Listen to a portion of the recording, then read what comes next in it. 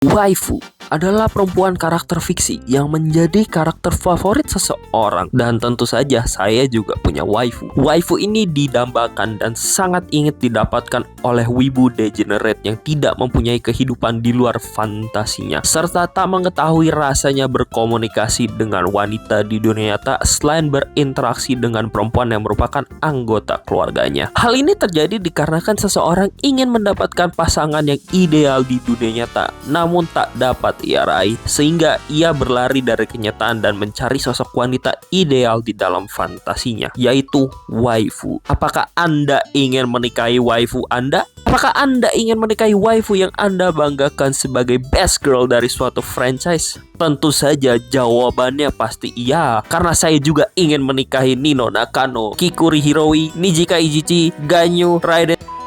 Tentu, seseorang yang sebelumnya bukan wibu, terutama lelaki, belum menemukan waifunya. Namun, di saat seseorang mengkonsumsi media perwibuan dan menjadi wibu, perlahan-lahan ia akan menemukan waifunya cepat atau lambat. Inilah yang dinamakan lingkaran kehidupan. Seorang yang normal dan bukan wibu degenerate dikarenakan pengaruh lingkungan sekitarnya dengan temannya yang wibu misalnya, awalnya hanya meminta diberikan rekomendasi anime dikarenakan ia ingin sekadar mencoba saja. Namun, layaknya rokok yang awalnya coba-coba saja, besar kemungkinannya menjadi kecanduan media perwibuan dan perlahan-lahan menjadi wibu degenerate dengan segudang waifunya seperti saya saat ini. Seseorang menemukan waifu pertamanya di saat ia merasa suatu karakter dari media perwibuan yang dia konsumsi itu cantik, lucu, ataupun seksi, dan istilah serupa lainnya yang dirasa memuji bentuk fisik ataupun sifat yang dimiliki dari karakter fiksi tersebut. Jika seseorang yang Anda kenal awalnya tidak menggunakan foto profil anime di media sosialnya, ataupun tidak menggunakan foto anime sebagai latar belakang telepon genggam ataupun gawai lainnya seperti komputer, dan suatu saat Anda menemukan ia menggunakan foto perempuan anime dari media perwibuan sebagai foto profil ataupun latar belakangnya, besar kemungkinannya ia sudah menemukan waifu pertamanya. Tentu saja waifu pertama itu adalah waifu yang sangat berkesan dan akan membekas sampai kapanpun, seperti saya dengan Mio Akiyama yang saya sangat cintai sampai kapanpun.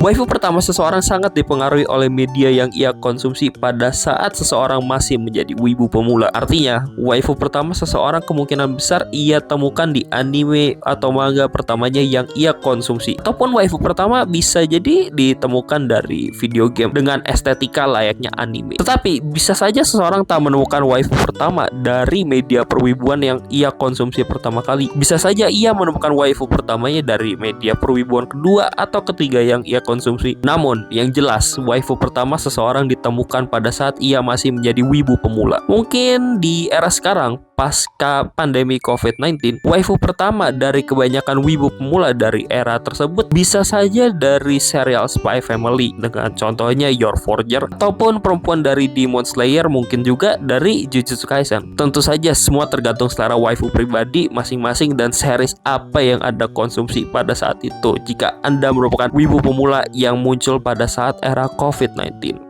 Untuk memahami waifu lebih mendalam, kita perlu mengulik ragam waifu dari sifat dan bentuk tubuhnya. Sehingga untuk mengklasifikasi waifu dari sifatnya, ada yang namanya kategori dere. Tipe pertama ada dandere, waifu pendiam, baik hati, dan kalem dengan sifatnya yang cenderung pemalu namun sangat lucu ketika bertemu orang yang dia suka. Seperti Kosaki Onodera di Nisekoi yang dikalahkan oleh waifu terbaik dari series tersebut. Selanjutnya ada kudere, waifu yang setiap saat terlihat dingin dan jarang menunjukkan ekspresi lain dengan auranya yang misterius namun terbuka dengan orang yang dekat dengan dirinya. Dengan contoh waifu terbaik dari serial Monogatari yaitu Hitagi Senjogahara.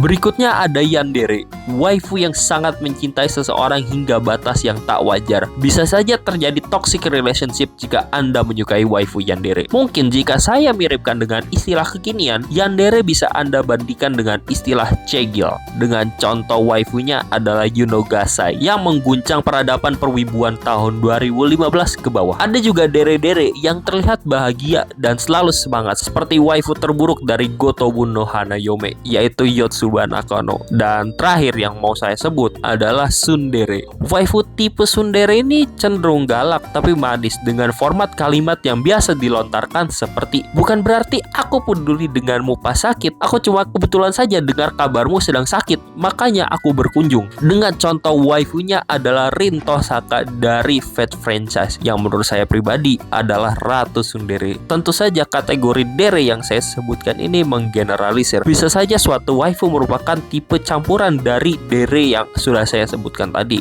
Dan ini hanyalah sebagian contoh dari tipe dere yang ada. Selanjutnya berbicara bentuk badan waifu. Badan waifu pada suatu franchise sangat bergantung terhadap art style yang digunakan. Dan berikut kategorinya yang saya karang. Ada tipe badan ara-ara, remaja, dewasa, dan juga loli. Jika Anda mengenal seseorang yang menyukai waifu tipe badan loli dan sangat tergila-gila terhadap waifu loli, sudah saatnya Anda menelpon pihak berwajib dan menghubungi Komisi Perlindungan Anak demi keamanan dan kenyamanan kehidupan di masyarakat. Atau mungkin jika orang tersebut itu Anda yang memiliki obsesi terhadap loli, mungkin sudah saatnya juga Anda menyerahkan diri ke pihak kepolisian setempat. Selain hal tersebut, untuk membahas ragam waifu lainnya, saya ingin membahas berbagai macam ras waifu. Ras waifu pertama adalah waifu manusia. Waifu manusia tidak memiliki ciri khas tertentu bila dilihat dari penampilan fisiknya saja, karena waifu manusia memiliki tipikal bentuk badan seperti manusia pada umumnya yang menggunakan estetika ala anime. Berikutnya ada waifu setengah binatang. Singkatnya, waifu ras ini adalah mewaifukan hewan. Ciri fisik yang menonjol dari waifu setengah binatang adalah memiliki telinga menyerupai binatang dan juga memiliki ekor seringkali. Contohnya ada waifu cat girl yang merupakan waifu setengah kucing setengah manusia, memiliki telinga layaknya kucing, begitu juga kadang memiliki ekor. Berikutnya ada waifu elf dengan ciri fisiknya itu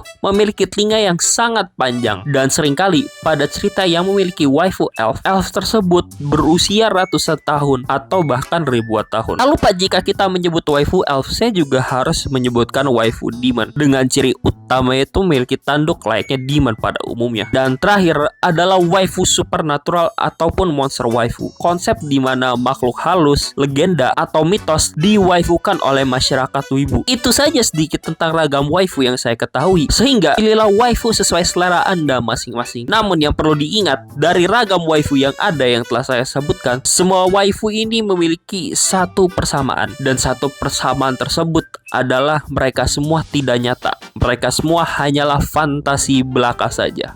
Jika kita berbicara dengan fandom culture atau budaya penggemar, waifu dapat mempersatukan namun dapat menimbulkan perpecahan juga. Dan semua ini tergantung dari konteks ceritanya itu seperti apa. Waifu dapat mempersatukan suatu fandom seperti pada cerita 86 dengan waifunya itu Vladilena Mileze. Penggemar 86 nampaknya bersatu untuk menyebutnya sebagai best girl pada seriesnya dan sepakat agar Vladilena Mileze ini mendapatkan akhir yang bahagia bersama Shinei Nozen pada series 86. Artinya waifu dapat mempersatukan di saat penggemar dari suatu series memiliki tujuan yang sama, sehingga persatuan penggemar waifu tersebut sangatlah kuat di dalam fandomnya. Tetapi di sisi lain, waifu juga dapat menimbulkan perpecahan, bahkan dapat menimbulkan perang waifu. Contoh yang terkenal adalah perang waifu akbar dari serial Harem Nisekoi yang memiliki pasukan dari 3 negara berbeda, pasukan dari kerajaan Kosaki Onodera, pasukan dari Republik Marika Tachibana, dan pasukan Federasi Chitoge Kirisaki. Saya merupakan veteran perang tersebut dan saya merupakan bagian dari pasukan Federasi Chitoge Kirisaki, dan perjuangan saya tidak sia-sia sampai sekarang. Tetapi perang waifu juga sebenarnya tak harus dari serial harem, bisa saja dari serial action seperti Chainsaw Man dengan orang-orang berargumen bahwa waifu mereka adalah waifu terbaik dari serial tersebut. Dan tentu saja perang waifu juga sudah ada sejak zaman purbakala. Seperti sampai sekarang, bila kita mengintip sedikit ke kelompok penggemar Neon Genesis Evangelion, masih ada perang waifu yang berlangsung sampai saat ini meskipun seriesnya sudah selesai. Kesimpulan yang dapat ditarik adalah selera waifu saya superior, dan berikut daftar waifu saya yang merupakan opini pribadi saya didasarkan fakta. Opini kalian semua sampah jika tidak setuju dengan daftar ini.